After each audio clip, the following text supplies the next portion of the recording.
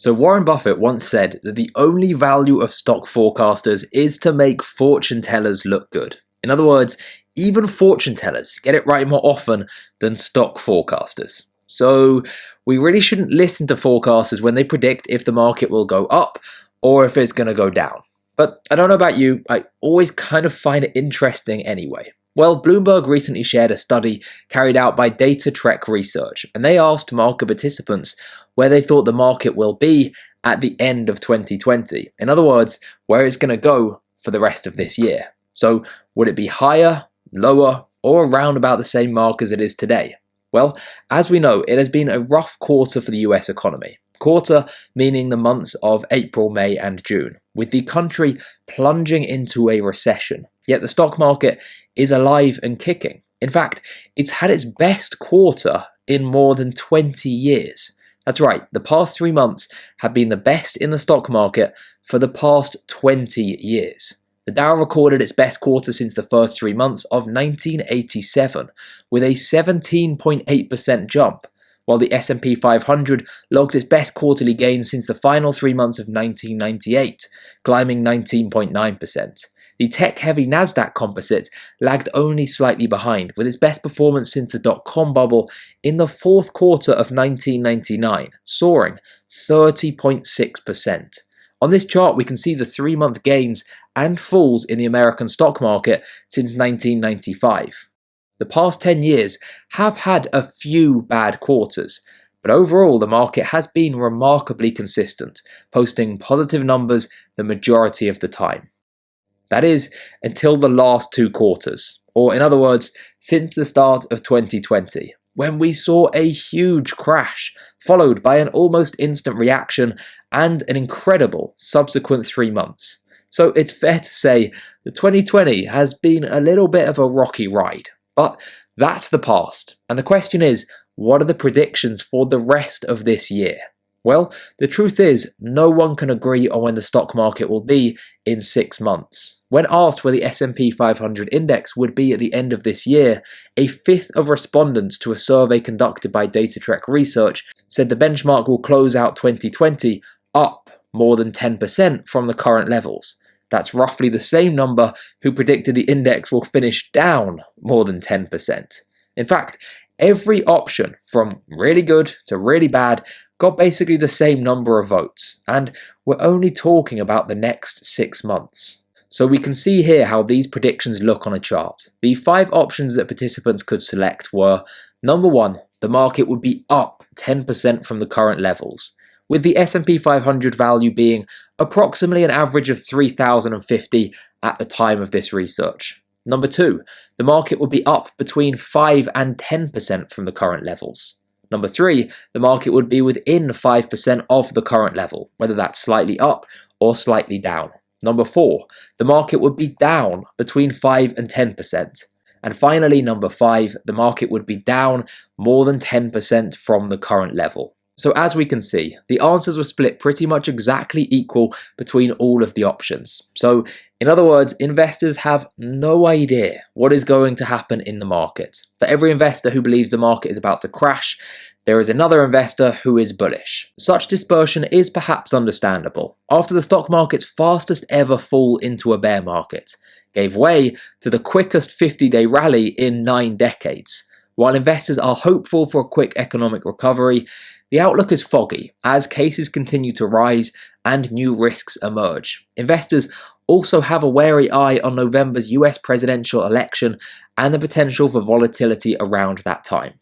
Now, many of you have actually shared your thoughts in the comments section of previous videos about the impact the election will have on the stock market, which has been fascinating for me to read, I have to say, as there is such a diverse mix of opinions, even within our own community. Well, according to the survey, which attracted 341 responses from June 22nd through June 28th, 48% said they expected Joe Biden to win the presidency, compared to 43% who foresee a Donald Trump victory.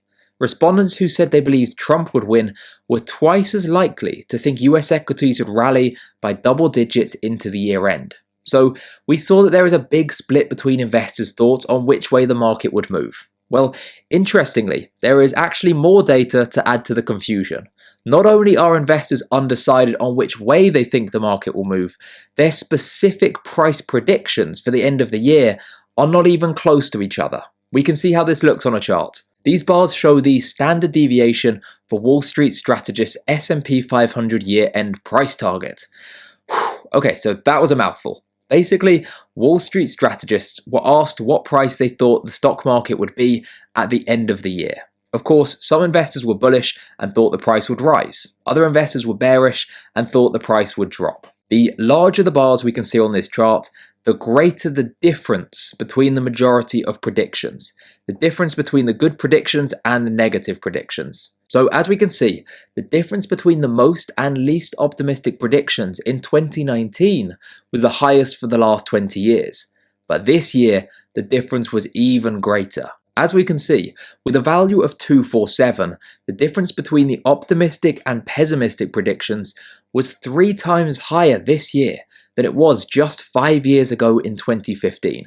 Now, I try to present both sides to every argument. I know I do use some clickbaity titles at times as I'm trying the Graham Stephan approach of doing that, but still providing relatively neutral content. Hence, I'm always talking about diversification and not selling or buying shares. Well, let's be neutral here and look at a second chart. This time we can see the same thing as before, with Wall Street strategists offering their year-end price target, except this time it is as a percentage of the current price of the market, which I would say is far more relevant. After all, when we invest, we don't really care if the market goes up by 50 or 300 points. We're thinking in terms of how much we'll gain or lose in percentage terms, right? Well, as we can see, the spread in price predictions in 2020 of 8% is less diverse than many of the years between 1999 and 2009. However, this year is still the highest since 2009 and is double 3 of the previous 5 years who came in at a 4% spread. So we know there is a lot of confusion and predictions are all over the place. But what is the general consensus? What's the average? Well, according to the Sundial analysts, the average year-end target for analysts is 2,998 for the S&P 500. That target matches the lowest ever year-end target relative to where the S&P 500 was trading at the end of June. So analysts are the most pessimistic they've ever been at this time of year about how the second half of the year will play out. But most interestingly, out of all of this, is this may somehow actually be a good thing. When the average target was that low, the market tended to fare well in the subsequent 6 and 12-month periods, even if the near-term market returns weren't stellar. In fact, it is when the strategists are more uniformly bullish that problems arise, pointing out that the market tends to return a negative 1.7% through the end of the year during those periods. So, according to this, it is when nearly all analysts are bullish that we should actually be the most concerned. The majority is usually in the wrong, so this actually does kind of make sense. The article goes on to note that Bank of America's analysts put a 2,900 year-end price target on the S&P, abandoning previous calls of 2,600 and 3,100. Goldman lifted the low end of its 3-month target to 2,750 from 2,400 in late May, as the index hovered around its year-end prediction of 3,000. Of course, it is impossible to know where the market will end up at the end of this dramatic year, considering all the variables that the market must digest, including a 2020 presidential election that could knock equities around and an economy that has seen tens of millions of people lose their jobs over the course of a few short months. Okay, so I'll be honest with you. Predictions are kind of interesting to follow, and by interesting, I mean kind of hilarious. Pretty much the only thing I agree with is the conclusion to that article, which says it is impossible to know where the market will end up by the end of this dramatic year. I mean, come on. When you read something like Bank of America are now predicting 2,900 after they've abandoned previous calls of 2,600 and 3,100. I mean, what? I'll tell you what, I think I can predict the winner of the next Premier League. I'm putting my money on Man City. Well, or Liverpool. or maybe Man United, or Chelsea, or Leicester. Wolves are pretty good actually. So yeah, I'm feeling pretty confident that I've picked a winner now.